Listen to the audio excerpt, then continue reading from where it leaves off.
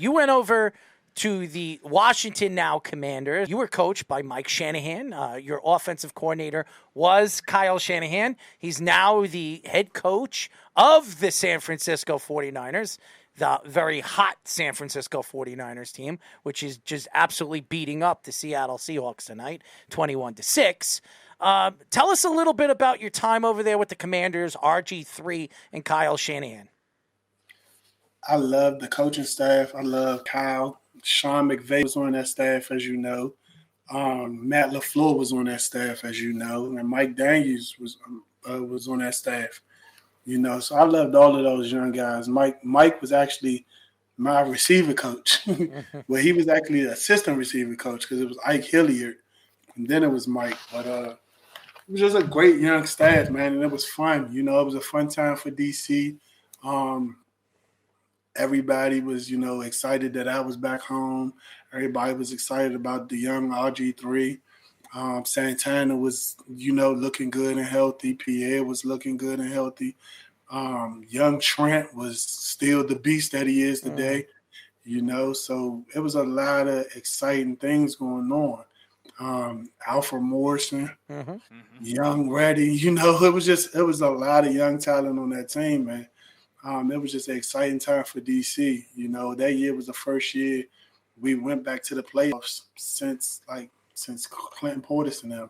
Like it was like a 10-year drought, you know, from when they were there to when we went to the playoffs that year. Actually ended up losing to Seattle.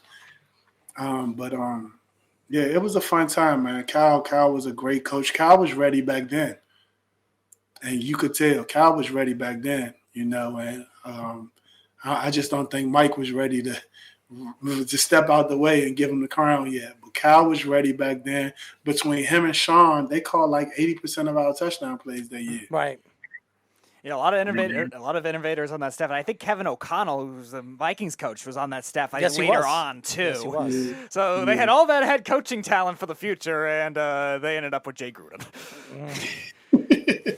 So Mike Shanahan's tree has been really, really good. Really good. When you look at some of the coaches, Bill Belichick tree, and Bill Belichick is probably the greatest football coach to ever coach in the NFL.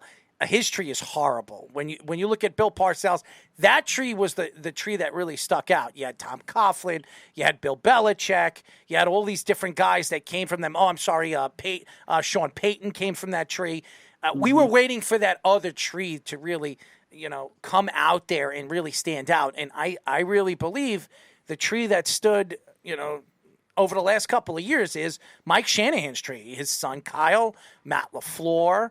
You were talking about, I think Robert Saleh was under that tree for a little bit too. I didn't even know McDaniel was either. McDaniel was under that tree. Yeah. I mean, there was a lot of good young coaches that was under Mike Shanahan's tree, and it's crazy. Now Kyle Shanahan's tree, and then you have Sean McVay, some of the trees, some of the play, obviously the coaches that came from his tree. It all stems from Mike Shanahan. So it's a fantastic tree, and Mike Shanahan is one of the probably best offensive minds we've seen in the last, I would say, 20 years. And he always pushed running. That's what he did.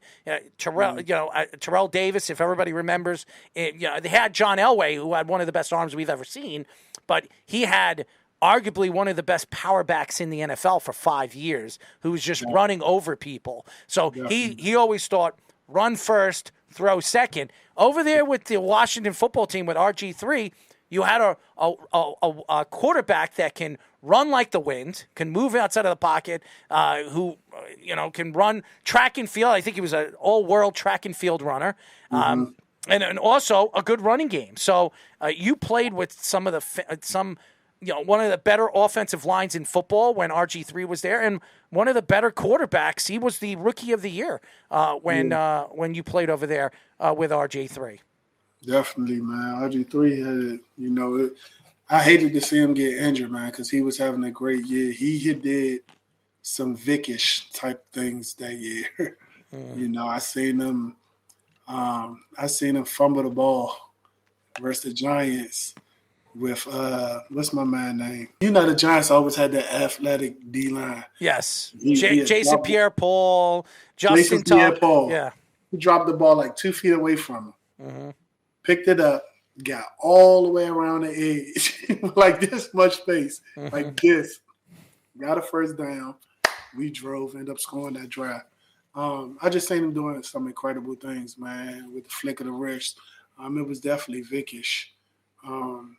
But I just hated to see him get him injured like that because you saw it kind of mess with his head and you just saw the spiral, the downhill spiral, and I just hated that for an athlete like that, for a guy like that. When RG3 and Kirk Cousins were drafted in the same draft, RG3 was a top 3 pick. I remember Washington moving up and giving up their whole life stock of first-round draft picks for RG3.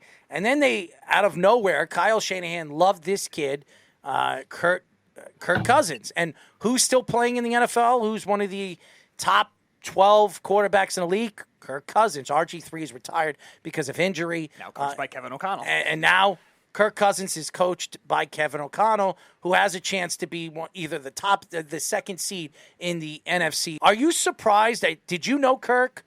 Did you think Kirk was going to be as good as he's turned out to be as an NFL quarterback? I definitely did. Kirk was a chill guy, man. He was kind of like Heineke is now, man. Low key, always on the Jordans, always peeping the Jordan shoe game. Kirk was a computer. The way he dissected the offense, the way he got through his reads, the way he learned the offense, the way he even talked football, he was a computer. And when you got a guy like that was that young, and he showed no fear. We used to put him in the game in crazy situations, but it was like must win. And he just got in there, Joe Cool, just calm, collect.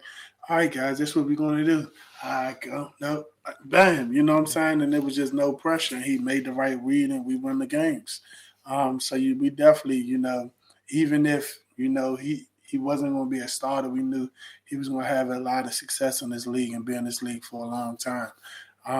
Because of what he did, But after those couple of drives when he got in late, those fourth quarter drives and he led us to wins, it was like, and that's when the kind of debate came where, RG3 trying to play through this injury because he know if he sit down, Kirk going to take that spot. And that's where that kind of came. But, man, yeah, we definitely thought he was going to be very successful in this league. He had everything you needed.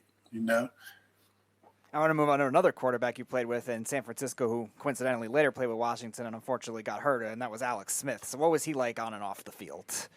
Alex was all grit, definitely the epitome of a leader.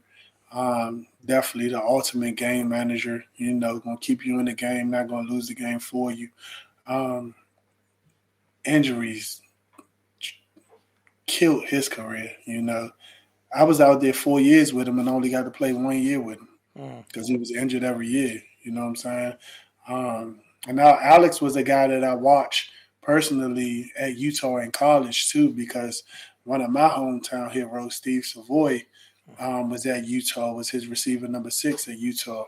So I was always watching his games. So I kind of knew Alex before I got out there. And then when Vernon got drafted, who was another hometown hero, when he got drafted to the 49ers, I was really watching Alex, looking for, all right, what's going on out there? Who won't be getting Vernon the ball? So I was real excited when I thought it was Alex because I just put, all right, man, well, Alex was Steve quarterback. He got Vernon now. Let's go. We're going to win the championship back at the 49ers now. And then that's how it ended up happening, getting drafted the next year. But off the field, Alex was always about his business, always about his family, about his wife. He didn't have the kids yet, of course, but, he was just a stand-up guy on and off the field, man. Not going to lose you the game, going to keep you in the game and going to make the play. All grit, man. Alex, all grit. All heart, all grit. I like that. Alex All Grit Smith. I like that. You tell him he likes some grits, and I'll make him all grit. He's the gritty man, I'm going to reach out to – that's what you do. You reach out to Alex Smith, Speedy, and you tell him Josh Morgan gave you your nickname. Alex All Grit Smith. All grit. All Grit Smith. Oh, he's going for the 20, the 30, the 40, whatever the heck it is. Old Grit Smith is on his way for a touchdown. Oh, my God. It's Old Grit. Touchdown. I'm just kidding. I'm losing myself over here. You see that? See that? I have bronchitis, and I finally used my play-by-play voice. There you go. Only for you, Josh. Only for you. As everybody knows, we are talking and speaking to former 49ers, Commanders, and Bears wide receiver, Josh Morgan. Last question for me before we let you go. Do you remember who's your favorite player you've ever played with? One. And then the second question is, can you tell us a story about that player? Of course. My favorite player, hands down, was Isaac Bruce, man. Isaac Bruce was a legend himself. I mean, you can't say enough great things about Isaac Bruce. Funny story about Isaac, I never really heard his real voice until we was on the football field. You know, I never really heard him talk until he was getting interviewed after a game or something like that, because everything before that, I was a rookie. And this is another funny thing. When I got drafted, I went to Mike Marks and met Mike Marks for the first time. And I went in there. He pulled me out the weight room. So, you know, I'm in there, sleeves cut off, you know, getting the good work in. It's one of my rookie workout. I'm trying to prove my worth, you know. So he go in there, you know, my muscles popping out. He like, man, what are you doing? I said, what's up, coach? They said you wanted me up here. He said, yeah, I did, but what are you doing? I said, I'm lifting, coach. He said, man, called Pat Willis up there. Called Pat up there. Told Pat, man, look at you. You're like Pat Willis. That's our middle linebacker. From the rest of the time, I don't want you lifting no weights. He said, I want you to look like Isaac Bruce. I want you to play like Isaac Bruce, and I want you to think like Isaac Bruce. I was looking like, damn, coach, why you draft me for? You know, if that's what you want, I can't do that. You know, I've been Isaac Bruce size in middle school. But, you know, Isaac was just always that leader, that teacher, that big brother, that mentor that I never had. You know, I really didn't have a mentor at Virginia Tech. I didn't really have a mentor my whole life growing up. So Isaac kind of filled all those voids and, you know, kind of was my spiritual leader, kind of just, you know, was the person that I always went to, you know, but he always whispered, it was Josh.